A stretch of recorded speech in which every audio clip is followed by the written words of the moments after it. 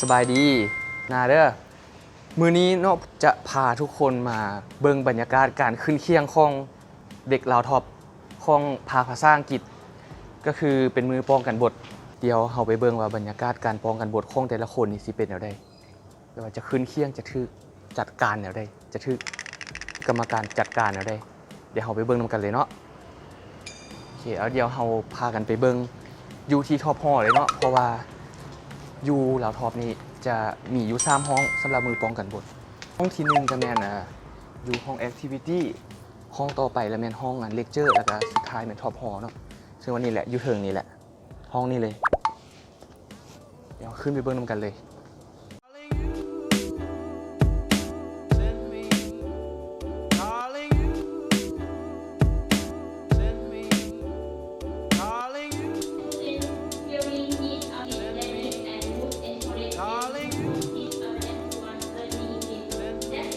เดี๋ยวนี้เขาก็มา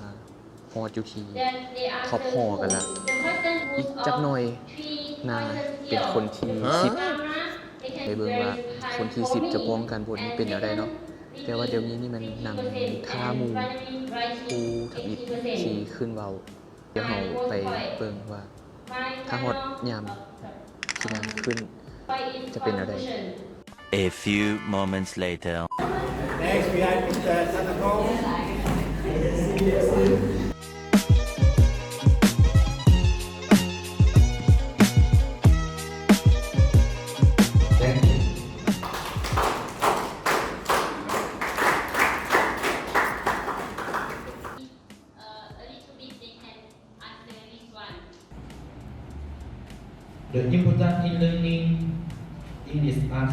ตัวนี้เป็นอะไรผู้เกี่ยงขึ้นป้องกันบท ตื่นเต้นตื่นเต้น สันนี่แนวอื่นในปูยานแบบว่า แนวอื่นกับยานตอบคำถามมาแล้ว แล้วผู้ป้องกันแล้วเนี่ย ป้องกันแล้ว นักกี้เป็นอะไรป้องกันบทแล้วล่ะ คือยกภูเขาออกจากโลก เป็นอะไร ตื่นเต้นแล้วหัวใจไม่ฟังเบิ้งจับไหม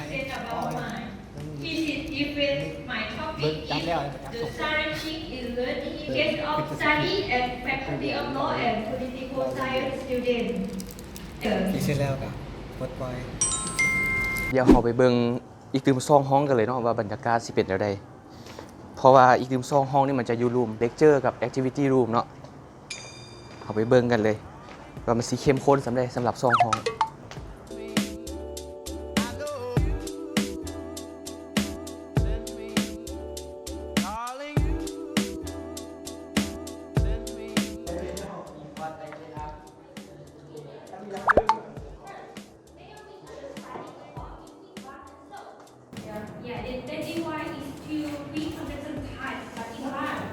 ตอนป้องกันบทรู้สึกตื่นเต้นหลายแต่พอหลังจากได้ป้องกันแล้วก็รู้สึก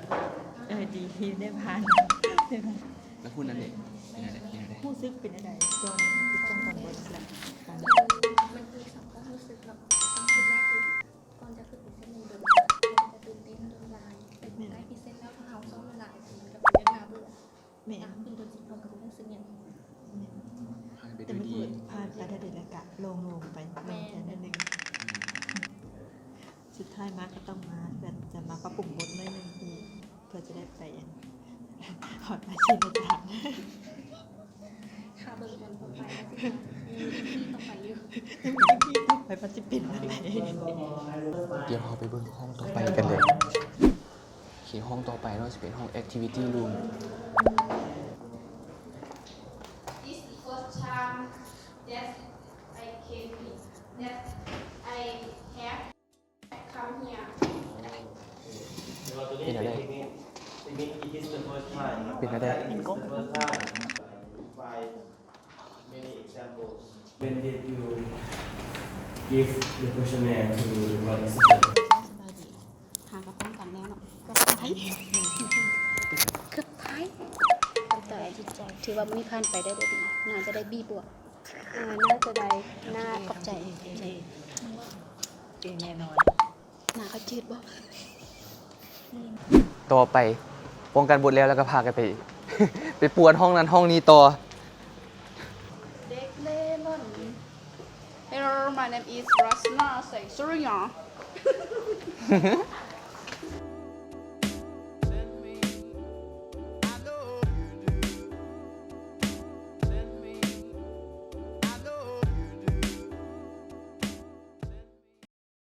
A few moments later. Well done to all of you.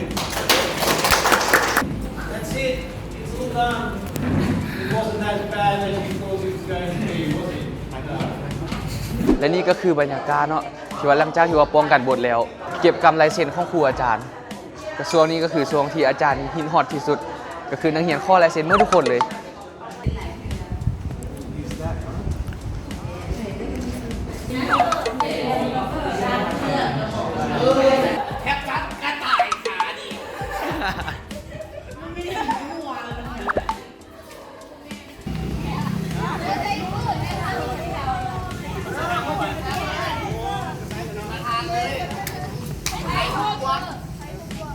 โอเค และนี่ก็คือทั้งหมดของวิดีโอในมือนี้เนาะ มันเป็นผลงานของแต่ละคนที่พากันเฮ็ดมาตั้งแต่เดือน2 เดือน 3เนาะ ลาไปก่อนสำหรับคลิปนี้เจอกันในคลิปต่อไป บ๊ายบาย